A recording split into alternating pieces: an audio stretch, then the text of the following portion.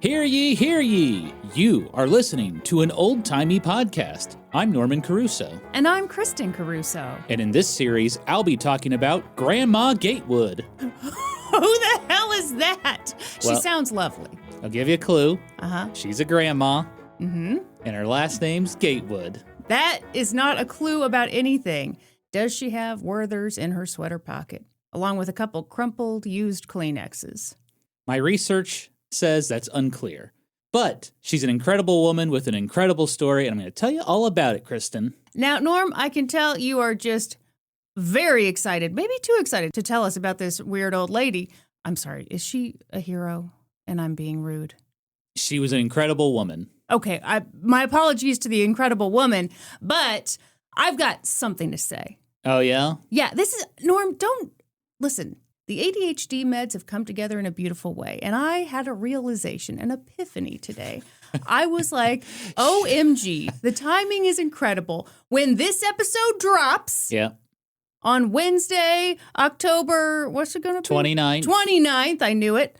Let me tell you, folks, if you're listening on that very day and you are not a member of our Patreon, do you have work to do?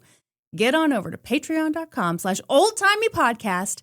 Because on that very day, at 7 p.m. Central Standard Time, we are having trivia. That's right, trivia. Technically, we're in daylight time, so it would be Central Daylight Time, CDT. Oh, my God. Okay. We know about time zones. We learned it from you, Dad. That's right. Anyway, so here's the deal. Our trivia is very fun. It is cutthroat, okay? And it's cutthroat for a reason, because there's so much on the line. What's the top prize? Is it $1 million? No. Who gives a shit about that? Is it a brand new car? No. It's stickers. Mm-hmm. The thing we want most in the world. Stickers and bragging rights. It's a good time. Join us over there. And you don't just get trivia.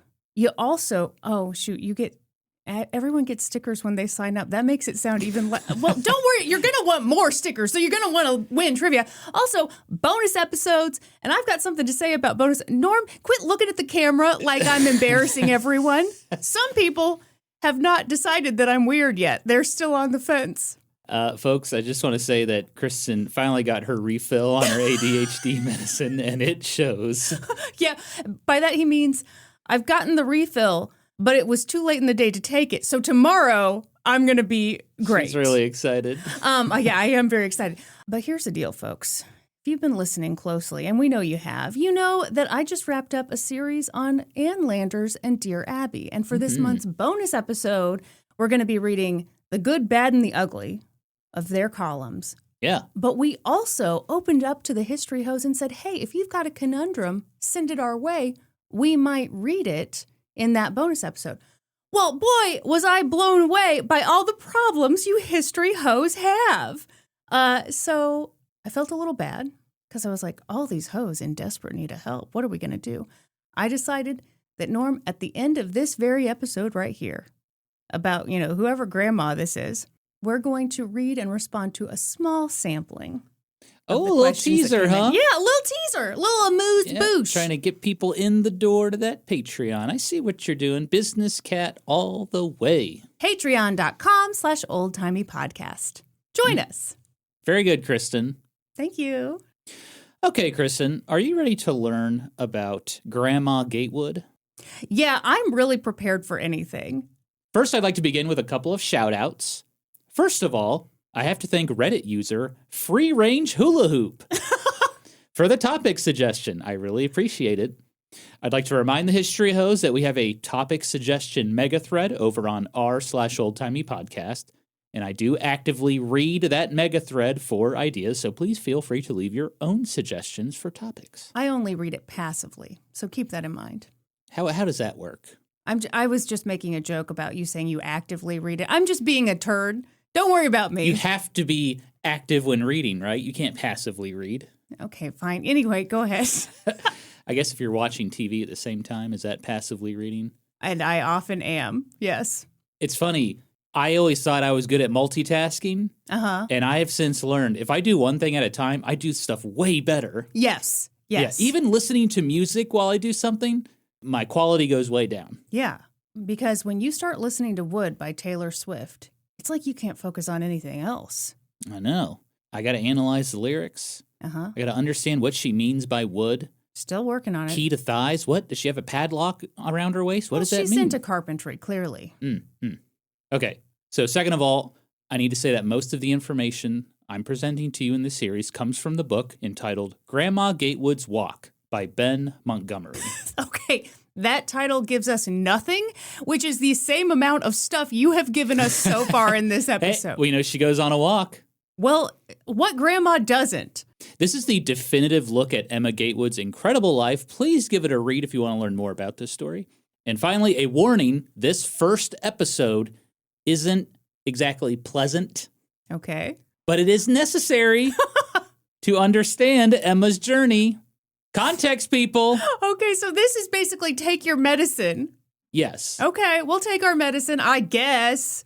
Did you have trouble taking medicine as a kid? Of course I had trouble with it as an adult. You know I'm just a big baby who grew very tall. I'm married to a giant baby. Well, that makes you a sicko, so. I remember my brother really struggled swallowing pills. Uh-huh. And I remember I was like reading a comic book in my room and I just hear from the other room, "No!" And my mom goes, "Ryan, swallow the pill." And I was like, whew, rough times in this household. Anyway, picture it.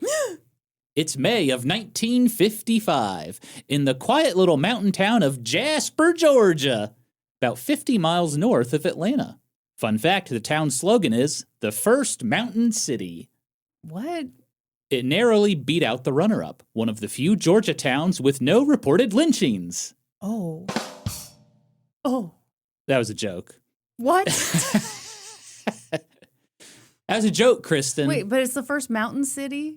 The town slogan is "The First Mountain City." But what do lynchings have to do with the mountains? Well, lynchings have to do with Georgia and how it was very prevalent in Georgia. Okay. But I did the research, and there are no reported lynchings in Jasper, Georgia. Oh, gosh. Well, okay. So, I guess round of applause for that. All right. No reported lynchings. No, we heard you. Mm-hmm. Oof. Boy, you're really... Ooh, you know tough what? crowd today. I gotta say, though, you were like, just so you know, this episode, it's going to be a little rough. You just threw that roughness right in there unnecessarily. I thought it was a clever joke. Okay, very good. So we're in Jasper, Georgia, the first mountain city. A cab driver pulled up at the curb and picked up his next customer, an old woman carrying a large cardboard box. She hopped in the back seat, and the driver asked, "Where to?" The woman replied, "The summit of Mount Oglethorpe, please." The driver thought, "Ugh, you want to go to the top of Mount Oglethorpe? That's the highest point in the county, the southernmost peak of the Blue Ridge Mountains. It has more than 3,000 feet of elevation. I don't know if my crappy little car can even make it up that far. This is not worth the money." Yeah, that does seem like the kind of thing that you can't just get in any taxi and ask them to take you there. Yep, but hey, he did it. Okay. The driver grumbled as they took off for the summit. Their ears began to pop as the car slowly made its way up a gravel road, dust kicking up around them. The old woman sat quietly in the back, enjoying the beautiful views of the Blue Ridge Mountains that winded north. Despite his grumpiness, the cab driver made small talk. He asked, "So, what you going to do at Mount Oglethorpe?" The old woman replied, "I'm going to hike the Appalachian Trail." Wait, and all she had was like a box? She had a cardboard box. Wow. Excuse me? Did I hear that right? Oh, sorry. Maybe my ears popped a little too much. Okay. Did you just say you were going to hike the Appalachian Trail, the longest continuous footpath in the world that runs 2,000 miles and stretches from Georgia to Maine? That's a direct quote from the cab driver, by the way. He was very knowledgeable. He was. By the way, this sounds so cool. The Appalachian Trail? By the way, am I a dumbass? I've been saying Appalachian. Okay, it's a regional thing. Oh. Us Southern boys, Yes. Appalachian. Okay. Northerners, Appalachian. All right. All right. Both are correct, in my opinion. Just depends on where you come from. Would you ever do this? The Appalachian Trail? Yeah. Oh, It's tough, but absolutely. I think I would be really pumped and I'd do it for like a couple days. And then I'd be like, well, bye. I think I'm going to go home now. Yeah. So yeah, this cab driver thought, is this lady for real? She's going to hike the Appalachian Trail. It was true. She was serious. She wanted to hike the Appalachian Trail. Not only that, but no one knew she was attempting to hike the Appalachian Trail. She had only told her family she was, quote, going on a walk. Oh. In fact, the only two people who knew she was there were her cousin, who she stayed with the previous night in Atlanta, and that cab driver. Oh, my God. Eventually, the little cab car that could hit a very steep incline about a quarter of a mile from the top of Mount Oglethorpe, and that was enough. The driver killed the engine. They couldn't go any further. And, that was close enough for the little old lady. She gathered her cardboard box. She paid the $5 fare. And then she threw in an extra $1 for the driver's troubles, because he was a very grumpy man. That cheered him up a bit, and with that, he drove off. See ya! And there she stood in her Keds canvas shoes. No. Alone, near the top of Mount Oglethorpe, holding a cardboard box, standing 5 feet 2 inches tall. Oh, adorable. Weighing 150 pounds, 67-year-old Emma Gatewood. Whoa. She certainly didn't look like a hiker, but just 4.5 months later, she would climb Mount Katahdin in Maine to become the very first woman to complete a solo thru hike of the Appalachian Trail. Wow. And only the 6th person, man or woman, to do it. Wow. Kristen, history hose, I cannot stress enough how incredible of an accomplishment it is to solo hike the Appalachian Trail, even if you are a young and sexy person like myself. Oh.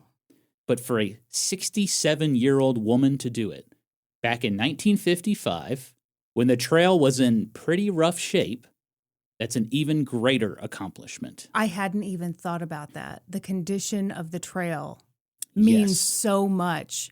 It can be so confusing when you're on a trail that is not super well defined. Well, and not only that, it wasn't very popular at that time. Right. Today, it's extremely popular, and Emma Gatewood had a lot to do with that. But yeah, when she first hiked it, not a lot of people were taking the trail. Okay, I'm sorry to throw shade this early, but had she never heard of a backpack? I mean, that sounds nuts to me, to carry a cardboard box the whole way. Well, you'll find out in part 2 what's in the box and how she hikes the trail. Okay. So calm down. Is there a backpack in the box and she throws away There's the a box? sack. Okay. Kind of like a backpack. Okay. Slings it over her shoulder. All Quit right. judging. I'm sorry. Okay. So yeah, for a 67-year-old woman to hike the Appalachian Trail, that's quite an accomplishment. And then when you learn about Emma Gatewood's life, what she had to endure to get to that point, you will be gobsmacked. And by the end of this series, after learning about Emma Gatewood's journey, you might feel like an absolute sack of shit, like I did. You might be questioning, what am I doing with my life? I need to get moving. But I hope you'll also feel inspired to finally accomplish that long put-off goal, to try out that new hobby, or to finally make that phone call to schedule an oil change for your car. Mm-hmm. So in this series, let's dive into the life of Emma Gatewood, or as she came to be known, Grandma Gatewood, and her incredible journey hiking the Appalachian Trail. But first, we have to learn about Emma's very, very difficult early life. You ready, Kristen? I'm ready. Well, in order to do that, we have to go back in time. Doodaloo. Doodaloo. Doodaloo. Oh, where are we? It's the 1880s. The Gilded Age. Oh, God. I wish I lived in the Gilded Age, hanging out on the Broadway stage. It was a time of great economic growth and inequality, rapid industrialization, political corruption, and violence. I love the energy with which you say inequality and violence. You gotta sell it, baby. You gotta sell it. In 1881, President James Garfield was assassinated by a disgruntled lawyer who believed he was owed a government position. Future topic? Yes. In 1882, outlaw Jesse James was shot in the back of the head by the coward Robert Ford as he dusted a picture on his wall. Future topic? Sorry, Something happened to your button. The button's a little stuck here. All right, this is a lot of violence. Let's look for something a little more uplifting, Kristen. Hang on a second. Oh, boy. Let me get my history book out here. Ew. I'm flipping through the pages. I know. And Okay, you're imitating the type of person who licks their finger when they turn a page. Oh, boy, lots of violence. I don't think I'm going to find... Oh, wait, here we go. In 1886, the Statue of Liberty was officially dedicated on Bedloe Island in New York City. It was a gift from our friends over in France. Inside the statue is a plaque that reads, "Give me your tired, your poor, your huddled masses yearning to breathe free." Expires January 2025. Oh. Yeah, a lot of people don't know that plaque sort of worked like a coupon. Uh-huh. And, it's expired now, so sorry. Well, yeah, I mean, the warning was right there. Mm-hmm. Boy, we do get political, don't we? Oh, spicy. If this is too much for you, turn off this podcast. Of course, these were all major events in the 1880s, but everyday folks were living their everyday lives. People like the Caldwell family of Gallia County, Ohio. And on October 25th, 1887, an event did affect the Caldwell family. In what was described as a puny house on a farm, the matriarch Evelyn Caldwell gave birth to a daughter, Emma. It was a special day. Well, maybe the specialness had worn off by then because Emma was the 12th child of the family, which would eventually grow to 15 children total. Dear God. 10 girls, 5 boys. The patriarch and the man with the magic seed was Hugh Caldwell, a Civil War veteran who fought for the Union, baby. Love to see it. We salute you, sir. Thank you for your service to the Union. Hugh Caldwell was sort of a local celebrity. His claim to fame during the war was peeking his head above a stone wall during battle to see where those rebels were. Uh-huh. But he also lost a leg during the war. Oh, I thought you were going to say he, lost a hat or something, and that was... You would think, right? Yeah. No, he just peeked over a wall and was like, there they are, and then peeked back down. Yeah. Which, got to be brave to do that, I think. Yes. But yeah, he lost a leg during the war. And Kristen, when you're a farmer, it really helps to have both legs intact. It also didn't help that because of his injury, Hugh Caldwell turned to drinking and gambling, which routinely put his family in really bad situations. Needless to say, the Caldwells were very poor, and everyone in the family was expected to help out on the farm. So Emma Caldwell had your stereotypical upbringing for a rural child on a poor farm. She learned how to cultivate crops like corn, beans, tobacco, sugar, wheat. She took care of livestock. She cooked. She cleaned. School was more like a hobby the kids attended when there wasn't anything to do on the farm. Which I'm guessing didn't happen very often. Right. Church was extremely important to the Caldwells. They always went to church, no matter what. So far, no surprises. This is typical farming life in the late 1800s, right? Yeah. But like I said, Hugh Caldwell put his family in tough situations. As a result, they moved several times around Gallia County. At one point, Hugh decided he was going to build a brand new house for his family. And he started out pretty strong. He set the stone foundation. It was ready to be built. And then, nothing. What do you mean? Never finished the house. Didn't have the money, didn't... Well, his drinking and gambling were causing some problems, basically. Okay. So, while this house was being built, the Caldwells had to live in a tiny log cabin. And there wasn't enough room inside the cabin for everybody. So the Caldwells set up a bedroom on the front porch. Oh, God. And there were 4 children in each bed. Wait, where are they again? Ohio, you said? Mm-hmm. You can't do that. Well, just wait. So Emma later recalled that in the wintertime... Yeah, the winter! Snow would fall on them while they slept. And they would have to wake up and shake the covers really quickly before the snow melted. This is terrible. Yeah, there's no bathroom, not even an outhouse. People just peed right off the front porch. I'm still researching what they did with the poop. I'll get back to you on that. What are you doing to research this, Norm? I have my sources. Uh-huh. One time, the family was heating water to wash clothes, and a spark jumped out and it hit Emma, which lit her on fire. Oh. She was okay, but she had a scar for the rest of her life. So yeah, things were pretty tough for Emma growing up. But Emma made the best of it. You know, in her few moments of escape, she really loved exploring the woods. There was plenty of it in Gallia County. Emma liked to look for wildflowers. She liked to explore caves. She climbed rocky cliffs. She went swimming in the creek on hot summer days. She learned what wild plants you could eat and which ones would give you the pea-butt poos. She gained a lot of knowledge. And it came in handy. For example, one time her and her siblings took a jug and they set it up right by a bee's nest. And then they smacked the bee's nest. And all the bees were like, ah! And they swarmed out right into the jug. Oh. Okay. And so while all the bees are in the jug being like, what the hell? Where are we? They stuck their hands into the bee's nest and they just got honey. Just collected honey. Pretty cool, huh? Yeah. But sadly, Emma grew up very fast. When she was 17, her father fell and he broke his only good leg. Oh. He was in the hospital for 2 months. And as the oldest remaining child in the house, a lot of responsibilities fell on Emma. She stopped going to school.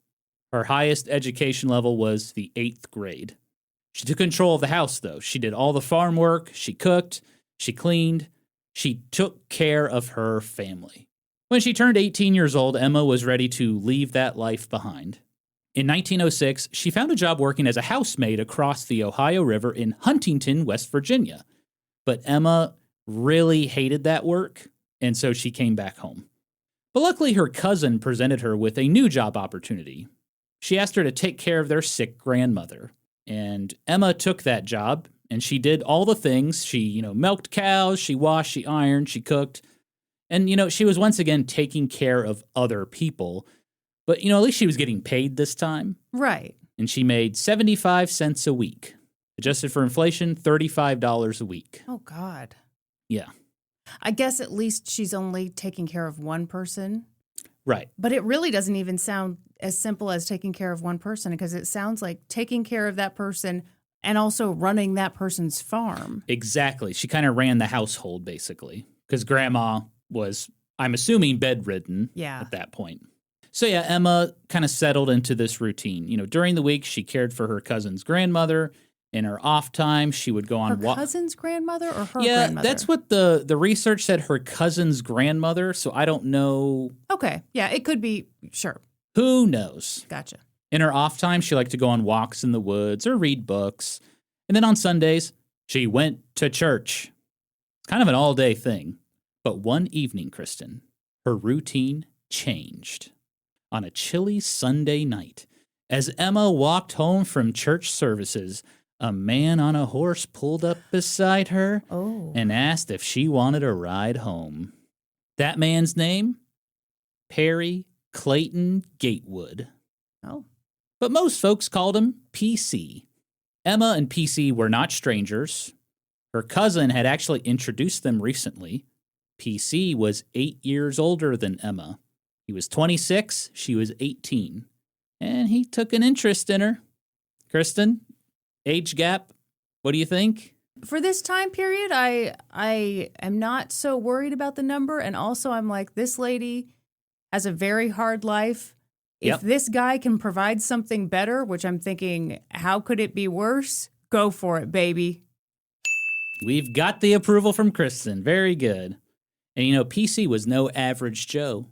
He was considered, quote, the catch of Gallia County, Ohio. Why? What was so great about him? Well, let me tell you. He had short brown hair. Oh my God, no one's ever had that before. Shit. Calm down over there. Okay. A dark complexion. Yeah. Slender build. Oh. Handsome. Okay. Everyone around the area thought very highly of PC. For several reasons, Kristen. Number one, he was educated. He had graduated from the Ohio Northern University. PC received a teaching degree, and he taught kids how to read and write at a local one-room schoolhouse. Number 2, PC was a very religious man. He not only attended church, but sometimes he would stand up and deliver his own sermons right in front of the preacher. Sounds like someone's struggling for power. Wow. Wow. That seems rude. It also turns me on. Oh, okay. Number 3, PC was a teetotaler. Oh, yeah. Allegedly, he didn't smoke, he didn't drink. He was, as we like to say on this podcast, raw dogging life. But you said allegedly. Allegedly. So he's clearly going to the outhouse and drinking. Yeah. Okay. Number 4, he came from quite the family. His parents owned a furniture factory in Gallipolis, Ohio, which really excites the hell out of me, personally. Okay. Yeah, I mean, that's a big deal. Mm-hmm. And number 5, PC was quite the equestrian. He loved riding horses. So this dude's rich. I don't know about rich, but for the area, I guess. Okay, yeah, I guess I'm thinking everyone these days, if you're into horses, you've got to have some money. But probably back in the day, that was just a normal thing. If you're a farmer, I feel like it's a normal thing to have a horse. Okay. He loved riding horses, Kristen. His favorite horse was named Dick. And PC was always riding Dick around Gallia County. Norm. On any given day, folks would see them out and about and comment, well, there goes They PC did not see riding Dick again. Uh-huh. Boy, I tell you what, I sure wish I could ride Dick like him. Okay. PC even liked to do tricks on his horse. Sometimes he would Stop ride it. Dick backwards to a cheering crowd.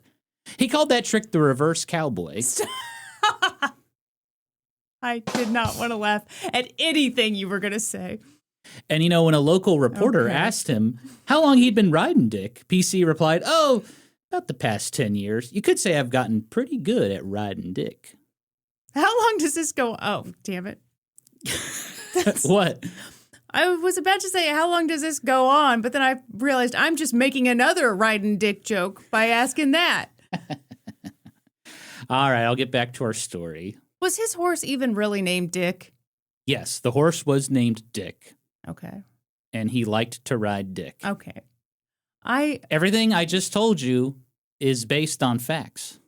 How funny would it have been if you were like, no, the horse's name wasn't Dick. It was Big Throbbing Cock.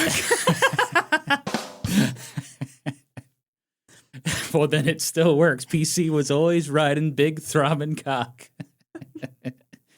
Okay, I may have made up his little tricks, the reverse Yes, cowboy. we I made know up a reporter interviewing him. But he did have a horse named Dick, and he did like to ride Dick. Okay. Okay? Yes. So on a chilly Sunday evening, PC pulled up next to Emma and offered her a ride home. It was pretty damn cold that evening, and Emma had never ridden Dick before. Stop it.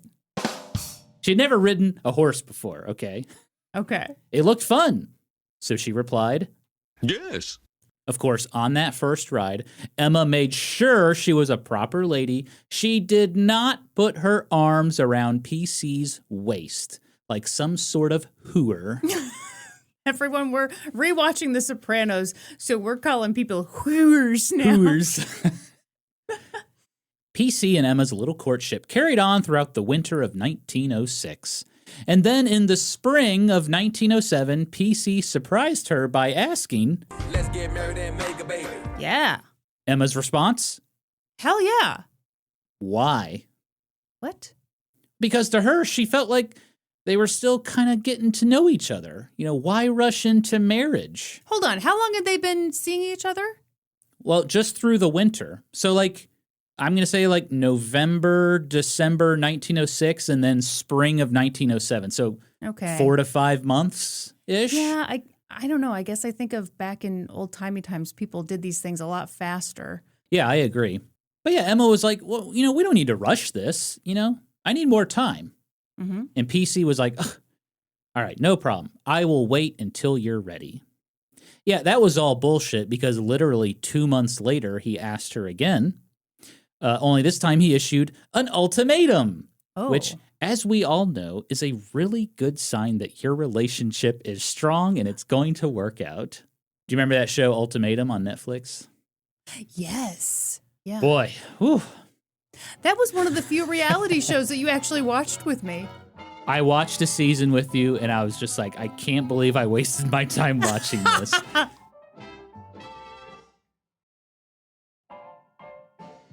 So what was the ultimatum?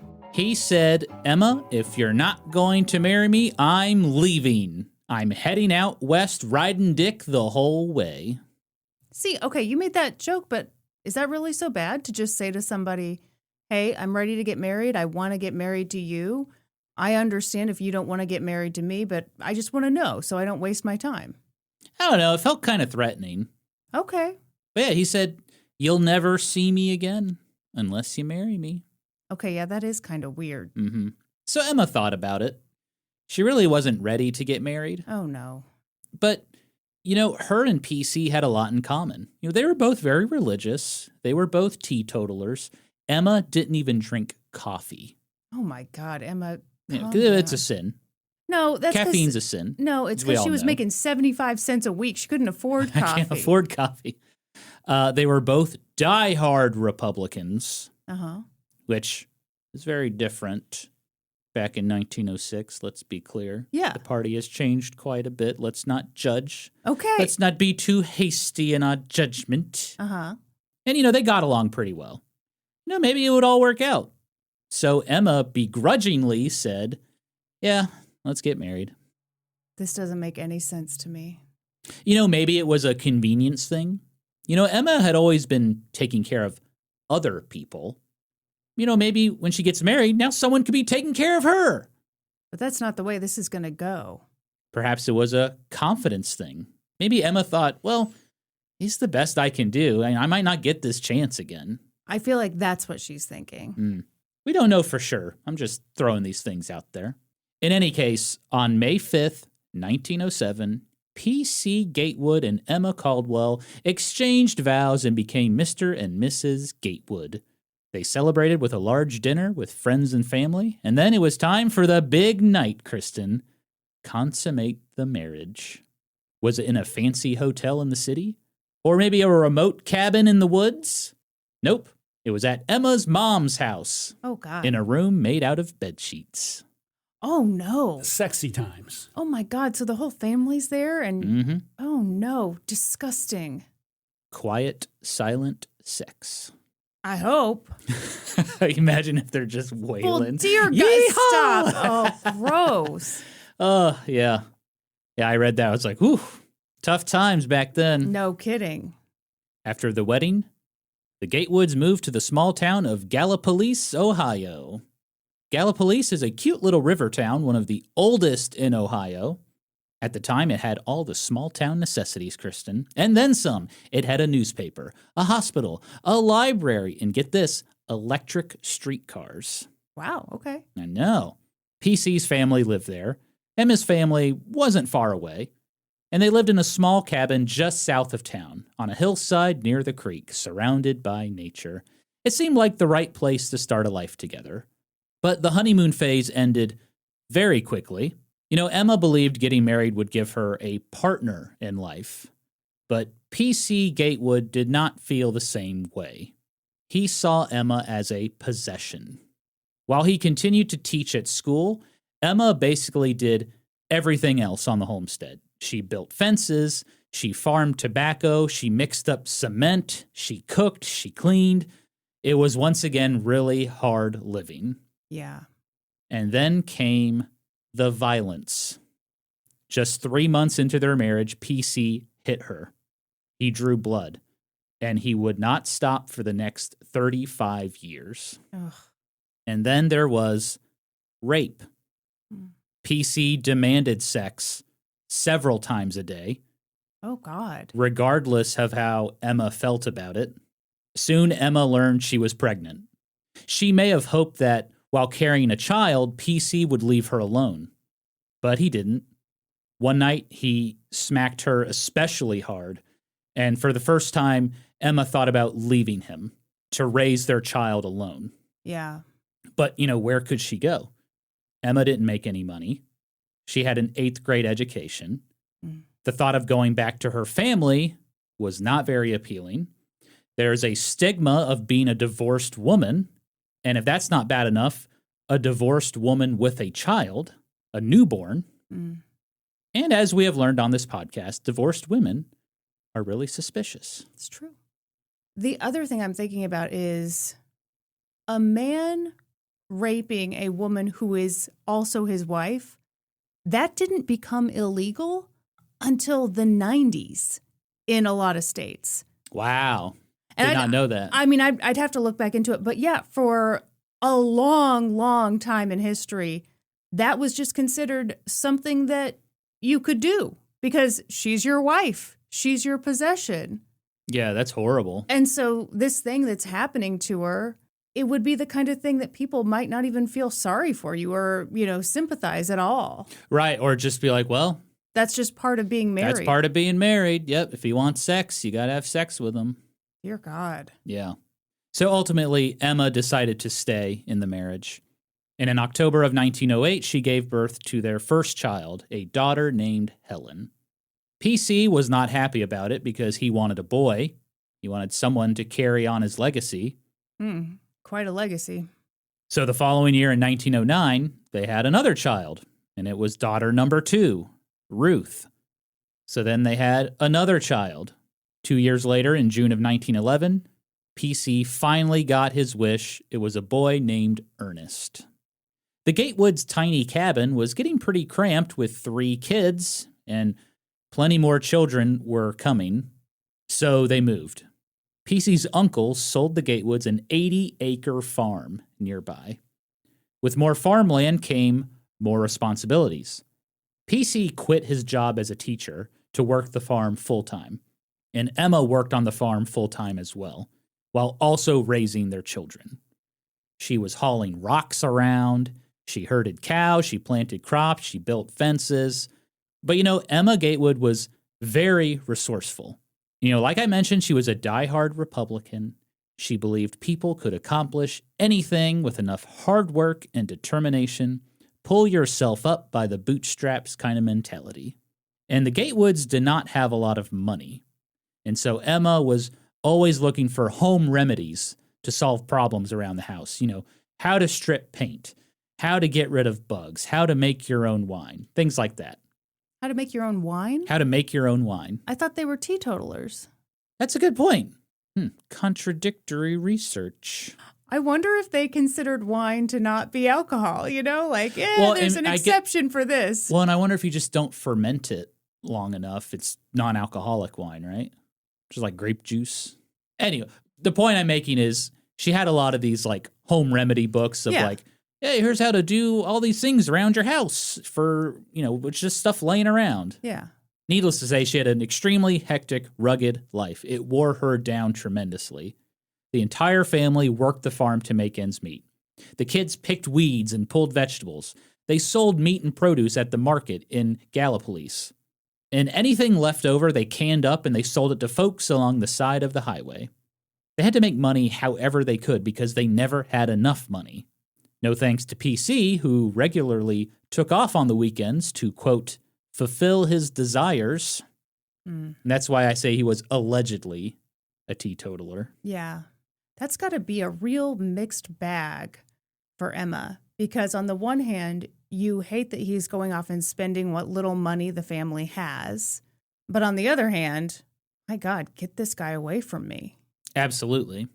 In the rare moments Emma could get time for herself, she went to her favorite place, the woods. She later wrote, quote, "The stillness and quiet of the forests has always seemed so wonderful, and I like the peacefulness." Sometimes she would go there by herself with a good book. Emma was a voracious reader. She read everything from the Odyssey to a freaking encyclopedia. Emma also enjoyed writing poetry. Sometimes she would submit poems to the local newspaper. And Kristen, I know you are a huge fan of poetry. You're always reading poetry. I'm not. I'm saying, Kristen, put down that poetry book and come eat dinner with me. Would you like to hear one of Emma's poems? Yeah. Okay. A home is made of many things, books and papers and little strings. A comb and brush to fix one's hair, a mending basket, an easy chair.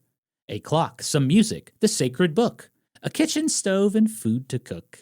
The sound of little feet about, up the stairs and in and out. Little trinkets on the floor, trains and cars and dolls galore. Children's clothes and children's beds, a kitty cat that must be fed. A dog to warn us with his bark, when someone bothers when it's dark. A mother that is kind and good, and patient with her little brood. Good and brood don't rhyme, do they? No. But they, They look like they rhyme on paper. yes. A great big place must Father fill, besides the paying of the bills. A spirit there that brings together, in every trial and kind of weather. There must be kindness every day, if it's a home with shining ray. Well, Kristen, what do you think? I mean, what you have there is the live, laugh, love of poetry, I mean, no, that sounds like a nice escape for her. Yeah. To write some poetry. Mm-hmm. How dare you put me in the position of critiquing that poem? And I know how much you love poetry, so I figured I need to talk to an expert, which would be Kristen Caruso. It is interesting to me, I do wonder what that poetry did for her. Clearly something that's for publication. You got to do the trad wife thing. You got to put a smile on, and you've got to look at your situation through the sunniest light.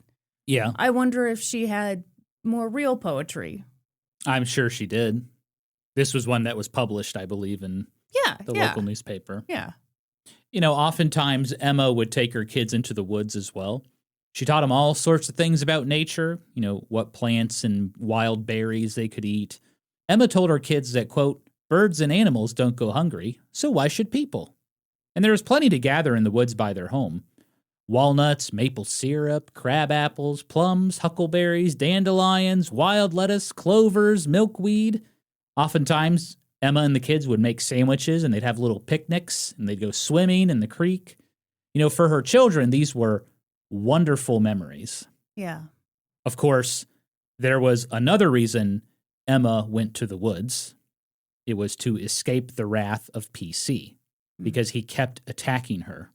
One time, PC beat Emma so hard she couldn't even rest her head on a pillow. Ugh. Another time, he choked her until she was blue in the face. Emma later recalled, quote, multiple times I was black and blue in a lot of places, but mostly my face. I did not carry one single child that I did not get a slapping or beating during that time. And several times he put me outside and told me to go. It was one grand nightmare to live with him in his maniacal temper. He would act so innocent and pretend he had not touched me and say I was not in my right mind, and they would have to do something with me.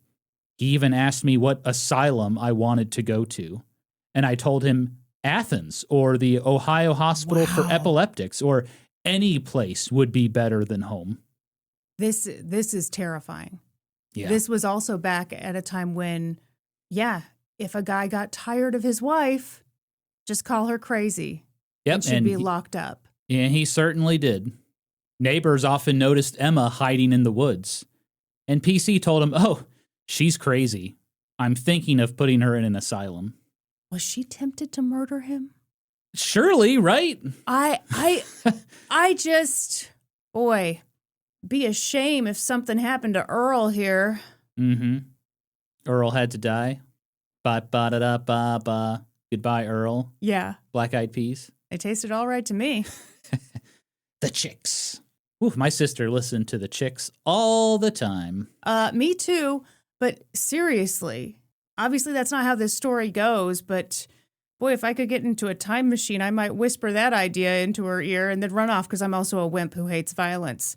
And yet violence is my one idea. Listen, I don't want to see what you're going to do, but here's what you should do. You know what? Here's what I'm also thinking. I'm like, wow, if I had a time machine, I could go back and give her a car and help her get away. But instead I'm like, hey, how about you just murder this guy? Yeah. Sometimes at night, Emma would sneak into her children's beds to sleep with them. At the time, the kids probably didn't think much of that, but later on, as they got older, they learned why. It was the one place where PC would not put his hands on her.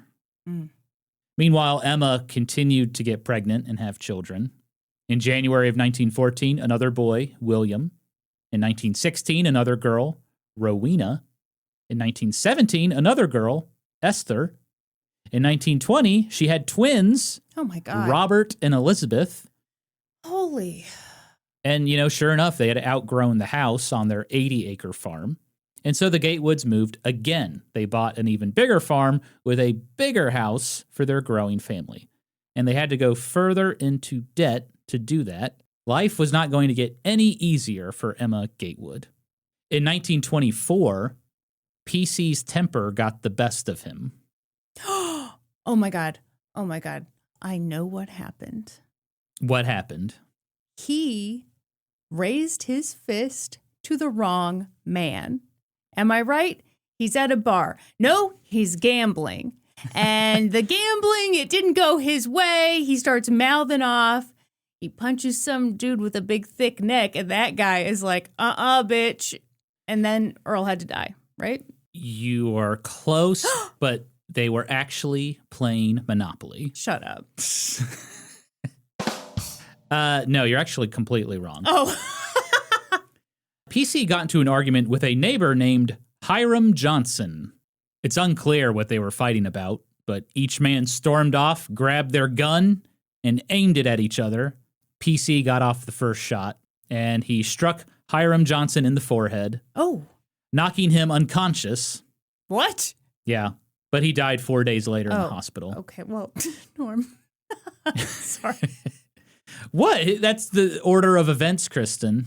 I know, but knocking him unconscious, it seems like he's going to be just fine. The doctors and I did was the like, best they how could. did that happen? He was shot in the forehead and then he dies. Okay. The doctors did everything they could. Hiram Johnson's widow had originally not wanted to press charges because PC was very apologetic. And he was like, I will pay for the funeral. I will pay for the medical With what expenses. money? Yeah, exactly. But ultimately, PC was arrested and he was put on trial and he was convicted of manslaughter. It's unclear how Emma Gatewood felt about all this, but I imagine she may have felt some sort of relief. Yeah. If PC was in prison, he couldn't hurt her anymore. Also, I'm amazed that he was charged with manslaughter and not murder, but okay. You could argue I was defending myself. He grabbed his rifle, so I grabbed mine, All right. Not premeditated. You had to go and grab your gun and then come back with it. Well, he's grabbing his gun. Right, and you both I shouldn't be defending this man. Yeah, Anyway. okay. Anyway, he's convicted of manslaughter, Kristen. Okay. But yeah, if PC was in prison, he couldn't hurt Emma anymore. And, she probably felt confident that she could take care of herself. She could take care of the farm. She could take care of the kids. She didn't need him. But, none of that mattered because the judge decided prison was too harsh a punishment for PC. He had 9 kids, Kristen. He had a farm to run. This is unreal. He also needed time to ride dick. God. So instead, PC was ordered to pay $50,000 in restitution. Adjusted for inflation, he owed that widow $1 million. Yeah, best of luck to her. The Gatewoods' debt now seemed insurmountable. It absolutely was insurmountable. They had to sell off half of their farm to make payments. And meanwhile, their family kept growing. In 1923, another son, Nelson. In 1926, another daughter, Louise. And in 1928, Emma gave birth to their final child, a daughter named Lucy. So in total, the Gatewoods had 11 children. That was a lot of mouths to feed. And that got a lot harder in 1929 when the Great Depression hit the United States. Oh, I'm sorry. I meant to sing that. The Great Depression. Because as we know on this podcast, when you sing the word depression, it's really not that bad. Yeah, it goes away. Have you tried singing? You're welcome. Imagine filling a prescription for your antidepressants and you're like, I have depression and this is my medicine for it. And then you throw the medicine out the window because you just sang it away. And I also like the idea of being like, medication has a stigma. But it doesn't have a stigma. Singing in public about depression. Absolutely not. No. Singing poorly in public, too. Well, I wouldn't even know how to do that. Yeah. So yeah, the Great Depression was here, Kristen. 40% of the labor force could not get a job. Many people living in the city, they fled to the countryside. They're going to make a go of the farming life, to live off the land. Yeah. That led to a lot of increased competition in Gallia County, Ohio. Crop prices fell dramatically. The Gatewood struggles got even worse. But despite these really difficult times, Emma Gatewood always opened up her home to folks in need. Because oftentimes stragglers appeared on their front porch, begging for a meal, and Emma always fed them. Sometimes they wanted a place to stay, and Emma let them sleep in the barn, as long as they promised not to smoke. She was a true Christian. Helping those in need and showing compassion and care was a core tenet of her faith. With the Great Depression in full swing, PC had to find more work. He started driving his truck as a school bus, and he made $75 a month doing that. Okay. However, he eventually lost the job when someone else offered to do the same thing for $7 less. PC then started asking family members for money. In 1935, he reached out to his wealthy cousin, Maybelle McIntyre. Maybelle was married to nationally syndicated columnist Oscar McIntyre. Really? He went by the name O.O. McIntyre. Okay. I've not heard of him. I'm just excited to have another nationally syndicated columnist. That's right. His column was called New York Day by Day. It was in more than 500 newspapers. It was a daily look at life in New York for the home folks. He got paid $200,000 a year for that column. Adjusted for inflation, he made about $4 million a year. Shut up. Very expensive. For some boring-ass column about New York? It was very popular. Well, obviously. So Oscar McIntyre was from Missouri. Okay. I think Plattsburgh, Missouri. All right. And, became a writer, moved to New York. And so it was like his observations of the big city from a small town boy, basically. Sure. It was extremely popular. Good for him. Well, like the rest of her family, Maybelle McIntyre, she wasn't about handouts. She was like, PC, I'll give you some money, but you're going to have to earn the money. And so she said, hey, why don't you renovate my house in Gallipolis? And PC agreed, but he went way over budget. And Maybelle forced him to cover the extra costs. She was like, we had an agreement. Oh. I'll pay you this much. You do this much renovation. He went way over budget. So he owed Maybelle money. Oh, my God. It's a mess. This man's such an... I was about to call him an idiot. That's the least of my troubles here. This guy is awful, and he's stupid. Deadly combination. Yes. But also, this cousin kind of sucks. Maybelle? Yeah, I mean, I'm not saying... I don't know. Give the man a job he can't screw up. What's a job you can't screw up? Honestly, I'm not really sure. I retract my idea. How about watching paint dry? That's not a job, though. We need our best man on this. Mm-hmm. No drips, please. All the while, PC continued attacking Emma at home. Would have been great if he was in prison for murder. By now, she was fighting back. During one argument, they fought and they got tangled up in a field. Emma eventually escaped his grasp and she ran. She hid behind a wagon full of corn. And PC chased after her with a garden tool. But then a farmhand stepped in to stop him. Emma screamed for the farmhand to back off. Yeah. She said, this is our fight. She didn't want the farmhand to get hurt. Yeah, and I think she probably wanted to hit him. Well, I mean, sure. But I think when you've seen someone at their worst, and here's a farmhand, someone who is not the owner of the land, yeah, you don't want to see them get involved. Yeah. Yep. For more than 20 years, she had put up with the violence, the hardship, the pain, the poverty. And finally, after a particularly bad fight in 1937, where Emma was thrown down on the floor very hard, Emma decided to plan her escape. Wow. By then, only 3 children were still at home. There was Nelson, who was 15. There was Louise, who was 13. And Lucy, who was 11. One morning before school, Emma told her kids that she loved them, but she had to leave. She promised to send for them later when she could save up enough money. And then, while PC worked out in the fields, she left. Emma Gatewood made her way to Santa Ana, California. Wow, she got far. Yep. Her mom, brother, and sister were now living there. Okay. She found a job as a nurse and she started saving money. PC tried to contact her to convince her to come back. She ignored it. She regularly wrote to her children with no return address. And I'd like to read one of her letters now. Dear Louise and Lucy, I have wanted to write to you all the time, but did not want your dad to know where I was. He is the worst nightmare I ever heard of. I wish he would leave me alone. I do not want him around, and he just might as well give up. Yesterday, he wired me a large bunch of mums, and not wanting to look at them, I immediately took them to the cemetery and put them on Father's and Myrta's graves. I will bet you could use a new dress, shoes, or coat. I cannot possibly ever think of coming back while he is there, and there is not any use for him to keep pestering me. I try not to think of you and all the things I could and would love to do for you.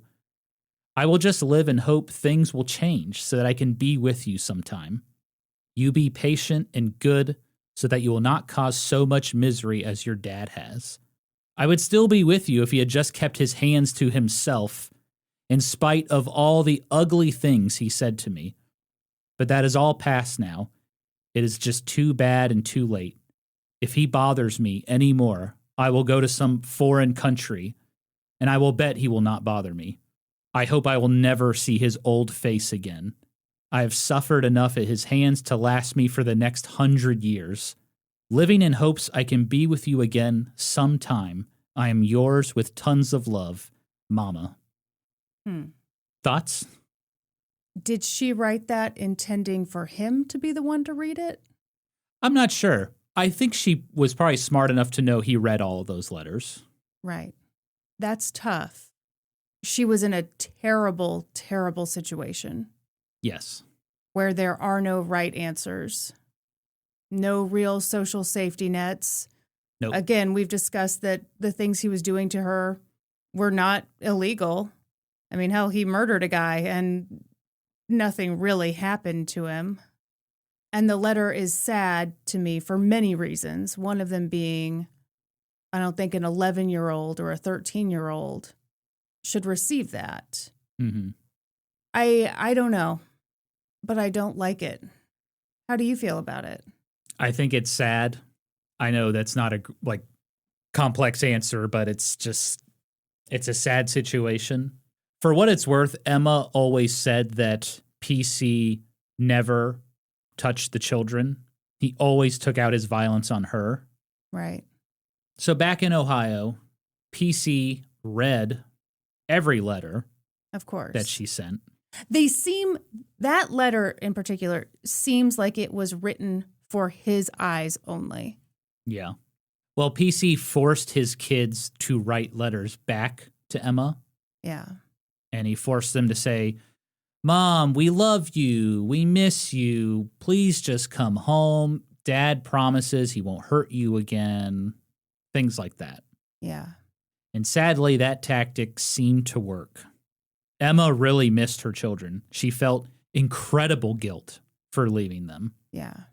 And she was also dealing with really bad pain from her last fight with PC. She couldn't really afford to get medical treatment, despite working. Mm-hmm. And so in 1938, Emma Gatewood went back to Ohio to be with her children, and she hoped that PC would pay for her medical care. Unfortunately, Emma Gatewood returned to an absolute shit show. The farm was in total disarray. Bills were unpaid. Creditors were knocking on the door constantly. PC was now more controlling than ever. He rarely let Emma out of his sight. Any work that had to be done on the farm, they did it together. And to the surprise of probably no one, the violence kept going. In 1938, PC beat Emma 10 times, quote, beyond recognition. Mm. In July of 1939, the Gatewoods had to move again. This time they were going across the river to Barker's Ridge, West Virginia, to a tiny farm in terrible condition. At first, Emma refused because she was like, our kids are in school. We have friends and family in the area. Can we please just stay here? But they didn't have a choice. They were in too much debt. They couldn't afford their current living situation. Their new, tiny, crappy farm in West Virginia allowed them to raise a few sheep and maybe grow some tobacco, but that's about it. Emma had to get a job as a government monitor to earn money. If you're wondering what that is, you're basically a professional snitch. Okay. You have to go around to farms and you have to make sure farmers aren't growing more tobacco than they're allowed to grow. Oh, God. Yeah. Be a surefire way to piss off your neighbors. I was going to say, no kidding. Hi, I'm new in town. I'm the government snitch. Yeah, basically. And at the same time, she also worked on the farm along with the rest of her family. And on the weekends, PC left, fulfilling his desires, spending their money. But at this point, Emma just did not give a shit anymore.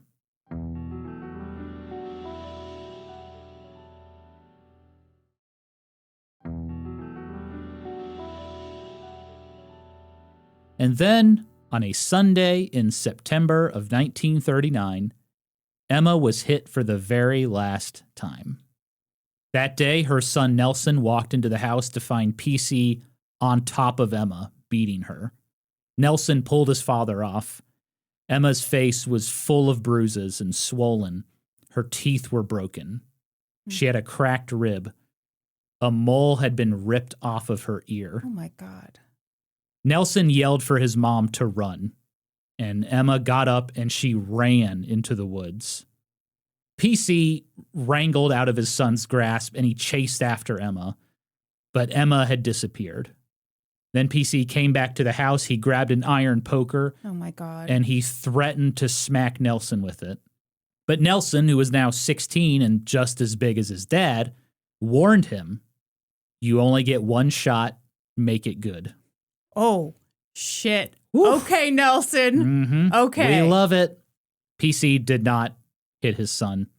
And then he slunked out. When the coast was clear, Emma came back to the house to mend her wounds. But later that evening, PC came back with a sheriff's deputy. Oh, what did this fucker do? You know, PC had a lot of friends in the area. He had some political influence. He did? He did. How? He knew people. Educated guy. Came from some money. Uh-huh. He had influence. And this, you know, they're in West Virginia. They're from Ohio, but it's like 18 miles away. Right. So, like, he knows people. Okay, yeah. And PC had convinced authorities that Emma was the one causing trouble. This fucker. Emma watched through a window as PC and the sheriff's deputy approached the door. She grabbed a 5-pound sack of flour and she waited. And when PC opened the door, she hurled it at him and it hit him right in the face. The sheriff barged in. He placed Emma under arrest and he brought her to the local jail. Did he notice the insane bruising all over her? Yeah, really. It's unknown what the charges were, but she was in jail. Meanwhile, word of this incident was spreading around town, and the story eventually made its way to the mayor's office. And the mayor himself decided to check out the story for himself. So he visited Emma in the jail to talk to her, and he was... Did he go there himself? He did. Okay. Yeah, the mayor went to the jail himself, and he was horrified. He saw it himself. Sorry. What's going on here? You said this story got to the mayor himself, so he decided to go himself to investigate. And I just noticed a lot of himself, so I'm sorry. Wow. I'm sorry. Wow. I'm sorry. I'm having fun. I'm teasing a little bit in a terrible story that you forced upon us all. Well, I appreciate you lightening the situation, you know. Thank you. Mm-hmm. So is the mayor a good mayor? Let's find out. The mayor himself visited Emma himself. Uh-huh. He did not send someone else. He said, "That's it. Me, myself, and I am going down to the jail." He took a look at Emma, and he was horrified. He was like, "Why is a 53-year-old woman with broken teeth, cracked ribs, and a bruised face in jail?" Yeah. So the mayor saw it as this is clearly spousal abuse, and he immediately released Emma and allowed her to live with him until she Wow. could recover. Wow. Yeah. So Emma was safe. She wrote to her kids that she was okay and she would see them again very soon. Meanwhile, PC, perhaps knowing he was about to be in huge trouble, he slunked out. There we go. While the kids were in school, he packed up most of the furniture in the house and he left. What a piece of shit. When the kids, Nelson, Louise, and Lucy returned home, the house was practically empty. Looked like a tornado had gone through it. They called their mom and told her the news. Nelson asked her, "Do you want me to stay and help get things straightened up tomorrow?" And Emma replied, "No, go to school. I'll be on the first bus." The next day, as the kids stepped off the bus, there she was, their mom, and the house had been cleaned up. That incident was the last time Emma Gatewood had to be alone with PC. On September 6, 1940, she officially filed for divorce. Wow. A violent, horrible 35-year marriage was finally over. Emma received full custody of her children. She was also given the farm. Wow. Okay. PC was ordered to continue to make payments on the property, and he also had to pay an alimony of $15 a month. Adjusted for inflation, he had to pay her $350 a month. I'm sure he never paid it, but that is impressive. Yeah, Kristen, you're not going to believe this. He failed to pay alimony. Oh. And Emma threatened to sue him over it. Oh, yeah. But ultimately, Emma was ready to move on, and so they worked out a deal. Well, yeah, at a certain point, I imagine you think to yourself, number one, I want to be done with this guy. Number two, I'm going to spend more money hiring an attorney to sue this guy than I'm ever going to get out of him. Yeah. Emma later wrote, once her divorce was final, "I know when I go to bed that no brute of a man is going to kick me out into the floor and then lie out of it." Mm. From then on, whenever a stranger would ask Emma Gatewood if she was married, she would always say, "No, I'm a widow," because Perry Clayton Gatewood was dead to her. Love it. Mm-hmm. So Emma was finally free. She wrote in her diary, quote, "I am more than glad to be free of it all. Have been happy ever since."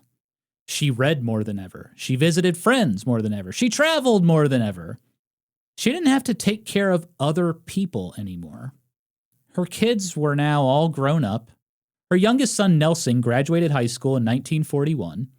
College was in his future, but then this super boring thing called World War II happened. Oh my gosh, Norm, I actually find it fascinating. I Oh, think if you pay any attention at all, the History Channel has some great programs on it. I myself, an intellectual, am into wars. So. Here's how out of touch you are, Kristen. The History Channel no longer shows anything about World War II. It's What are you all talking about? Pawn Stars and Oh. ancient aliens and, My Dad's a Zombie or whatever show they have on now. Yeah, World War II happened. You probably don't want to hear about it. It's basically a global battle against fascism. Mm-hmm. It's not a big deal. I mean, we probably don't even need to worry about fascism anymore, right? No, No. took care of it. It's like flushing a turd down the toilet. But then, didn't go down all the way. And then certain people take a plunger and pull it back up. Norm, how far are we going to extend this thing? And then they pull the turd out of the bowl, you see, and they dust it off. Mhm. And they say, hey, this is actually pretty good. Right. They convince a lot of people, well, there's nothing wrong with this turd. Uh-huh. So anyway, Nelson, along with his older brother Robert, they both fought in the war. Robert served in the Army Air Force. He was shot down over Munich, Germany, and he spent 1.5 years in a German POW camp. Whoa.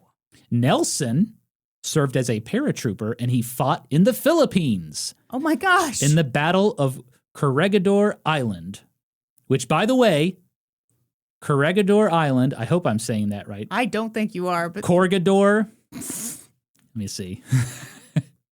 All right, so apparently it's Corregidor Island. it's Genie. No, stop it. Which, by the way, that island It's 45 miles away from Lubang Island, where Japanese soldier Hiro Onoda hid out for 29 years.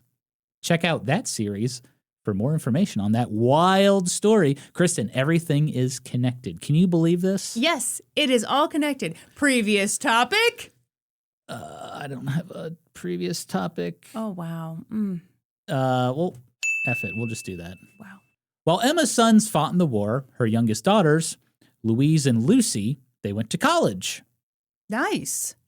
And with nothing tying her down, Emma kind of did her own thing. She moved around. She got a job in Pittsburgh for 9 weeks. Not sure what that job was, but she was in Pittsburgh for 9 weeks. When she got tired of that, she bought a house in Rutland, Ohio, and she fixed her up. She did all the work herself. She replaced the cellar stairs. She put balusters on her front porch. She chopped down overgrown trees. She knocked down a wall, put in a door. HGTV would have been creaming their jeans to sign Emma Gatewood to a TV deal. I'm about to bust. She continued to read and write poetry. She even went so far as to self-publish a collection of poems and hand them out to family and friends at Christmas. Oh, wow. The perfect stocking stuffer, Kristen. In 1949, Emma welcomed a new grandchild. Her daughter, Louise, had a baby. Psst, it was out of wedlock. Don't tell anyone. Scandalous. This is why you can't send a girl off to college. Mm-hmm. That was her first grandchild? No. Okay. A new grandchild. Okay, I was going to say there's no way. She had 23 grandchildren. Yeah, that honestly seems like a small number. Yeah. So Emma offered to help raise the grandchild. So together, Emma and Louise bought a house in Gallipolis, Ohio, located at... Oh, okay. What do we got? 556 4th Avenue. Wow. That's sold for $50,000. It's the landlord special. Okay. It's pretty grim inside. But, maybe at the time it was a very charming little old house. I mean, it is okay. Yeah. Okay, yep, I see what you mean. I was like, you're judging too harshly, Norm, but no, it's a rougher gal. Absolutely not. Okay. Seeing carpet on the porch. And if you're carpet on the porch. And if you're wondering why would anyone do that, I'm also wondering why anyone would do that. You know what? I bet there were a bunch of cracks in the concrete, and it was cheaper to just put some like AstroTurfy carpet. Okay, is it the green? Up. The green carpet? It's blue, but I can feel this carpet, and it feels like AstroTurf. You know what? People love the texture and the smell. Mm-hmm. So Emma Gatewood helped take care of her grandchild. But, to keep things spicy, she liked to read the newspaper and weigh in on local politics. Would you like to hear one of her letters to the editor? Yes. This is just a brief part of it. Okay. But she wrote, "Dear editor, I was going to write and get in my 3 cents worth of opinion about how negligent the school board has been about making more room in our overfull schools, but decided not to disturb them in their lethargy." Goodness. All right, spicy. Mm-hmm. 2 years later, in 1951, Louise got married and moved in with her new hubby, leaving Emma Gatewood alone. And so she traveled some more. She took care of relatives. She found work in Owensboro, Kentucky, and Miller, Ohio, and then worked for 5 months in a hospital in Columbus, Ohio. And it was while working in that hospital, Emma Gatewood stumbled on something that would change her life. It was the August 1949 issue of National Geographic. Okay. Specifically, it was an article about the longest continuous footpath in the world, the Appalachian Trail. The article read like a brochure. It said the Appalachian Trail was a beautiful 2,000-mile hike full of breathtaking views and wildlife. There were pictures of bears climbing trees, hunky boys scaling cliff sides, ladies in full makeup hiking the trail. Yeah. The trail was a, quote, soul-cheering, foot-tempting trail. Soul-cheering, foot-tempting? Mm-hmm. Bring out those little piggies, folks.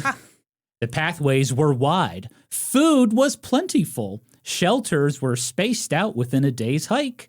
Who wrote this bullshit? Probably a wolf. or a big bear. Yeah, bring plenty of food. Although we will provide food, but yeah, just bring some. Also, yeah, anyone can do it, which actually that's my next sentence. According to the article, anyone in normal good health could hike the Appalachian Trail. You didn't need any special skills or training to make the journey. How about equipment? Do you need any equipment? Well, Put on your Keds. Well, there's some minor hazards. Let's go over them. You might encounter some sketchy animals like snakes. And, just be real careful over some parts. Just be real careful. Mm-hmm. And, make sure you wear the right clothing for whatever time of year it is. And, maybe bring a tent, maybe some food, yada, yada, yada. In conclusion, the Appalachian Trail is just wonderful. Emma Gatewood was fascinated. Hiking the Appalachian Trail could be an amazing experience. She had always loved walking in nature, being in the woods. And this was literally the longest nature walk in the world. Yeah. But there was one thing in the article that Emma Gatewood couldn't stop thinking about. Only one person, a veteran named Earl Schaefer, had hiked the entire trail by himself. Just one person had done it. And after reading the article, Emma Gatewood couldn't help but wonder, what if she finally did something for herself? What if she did something she truly enjoyed? What if she hiked the Appalachian Trail? On the next episode of an old-timey podcast, Emma Gatewood's solo hike through the Appalachian Trail gets off to a rough start. Good grief. Did Lansford Hastings write this article? It does have some Lansford Hastings vibes. Wow. If it can convince a elderly woman that, yeah, of course you can hike the trail. Emma is tough as nails, is what I've decided. That's the thing. She's a badass. She is an absolute badass, prepared for anything. Well, she was a little underprepared for the Appalachian Trail, but we'll get into that in the next episode. Oh, mentally, no doubt. But yes. So parts 2 and 3 will cover her incredible journey hiking the trail. Okay. I'm looking forward to it. Oh, very good. Now, Kristen, you said you had are we getting into our advice column? We are. Section of the podcast. This is brand new, I guess. We're going to try it out. Well, it's one-time thing. This is just a little tease. What if people love it? What if people are like, do it every episode? Too damn bad, people. Well, no, if people really... Oh, I don't know, Norm.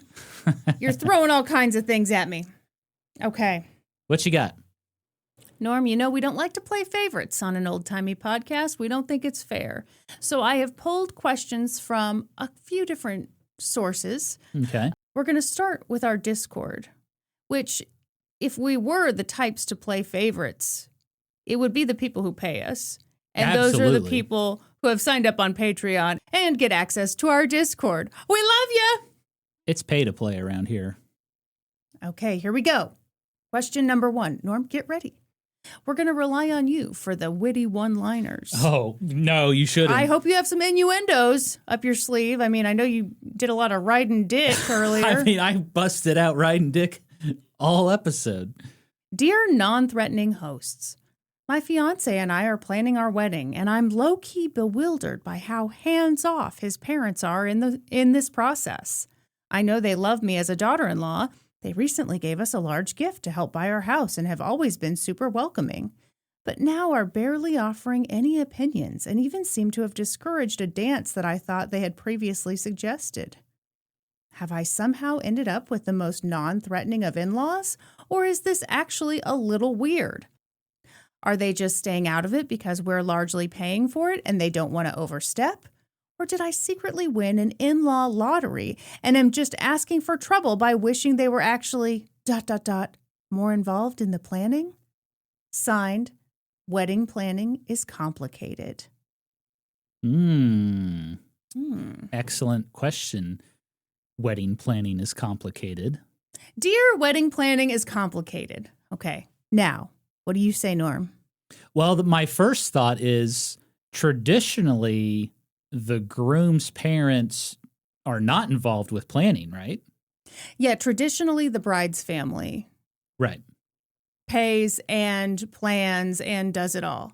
But the groom's family does the rehearsal dinner, right? Yeah, they which is pay for all that. total bullshit. Yeah. What advice do you have, Norm? I mean, I guess my advice is like you can't force people to take an interest in something or to like contribute something. Mm-hmm. And so I think you have to come from a place of acceptance, I guess, and be like, well, if this is as much as they want to be involved, then that's fine. I felt very strongly when I read this question. Okay. I think, darling, you are so lucky. So lucky. This is your wedding. Do what you want with it. You are #blessed to not have extra people throwing out their opinions on stuff. Now you can That's fair. you can always ask their opinion and stuff, but hey, this is a wonderful thing. As my therapist says, if you don't know the answer to something, don't assume the worst. That's right. So, not that I've actually taken her up on that ridiculous advice, but I share it with you, darling, and I say, just assume that you've hit the in-law lottery. Yeah, and I do wonder if like they know the traditions and they're just trying to respect that. And Yeah. so they're like, oh, it's your wedding, you do what you want, and like, you don't need to worry about what we think, blah, blah, blah. Mm-hmm. Although I do think it's weird they like rejected at one of the dances. I don't. Because what if, and I'm sorry, but what if this bride is one of those folks who's like, wouldn't it be fun if all of us got together and did a choreographed dance for the guests? Terrifying. Awful. Very cute when I see it on YouTube, but do I want to participate? No. Yeah. I'd rather, well, I don't know. I shouldn't say what I'd rather do. It'd be anything. What if they were going to do the stanky leg, choreographed stanky leg? Well, then I would destroy everyone. That's the dance they rejected. No stanky leg for me, please. We're strictly Macarena people. Well, thank you for that question. That was a good one. Okay. Next question comes from Instagram. Dear Kristen and Normie C., my husband says he doesn't believe in decorative pillows. Is this a red flag? How many pillows are too many pillows? Sincerely, Fluffed and Conflicted. Dear Fluffed and Conflicted, you've come to the wrong folks because you're going to get two very different answers. You are. This is a very controversial issue in this household. I say you can never have too many pillows. I say load it up, baby. I say make your entire bed all decorative pillows and just jump on top of all of them when you go to sleep. And that's the way to do it. Also, you should have a body pillow in every room. Kind of like how some interior decorators think you should have a plant. I think you should have a body pillow just in case you need to snuggle. Well, my opinion is that I'm fine with decorative pillows, but I think there is a point where there are too many decorative pillows. Our bed, 3/4 of it is covered in decorative pillows. In my opinion, that is too many decorative pillows. No, you love your life. Shut up. Yes, Kristen. So for me, I'm fine with just the pillow I sleep on. I'm a stomach sleeper. I only need one pillow and I'm good. If I have more, I'll wake up looking sideways because my neck is so crooked. Fun fact, I am also a stomach sleeper, and I also only need one pillow. That is a lie. You are not a stomach sleeper. Sometimes You are such a liar. I've watched you sleep. You sleep on your side, sometimes on your back.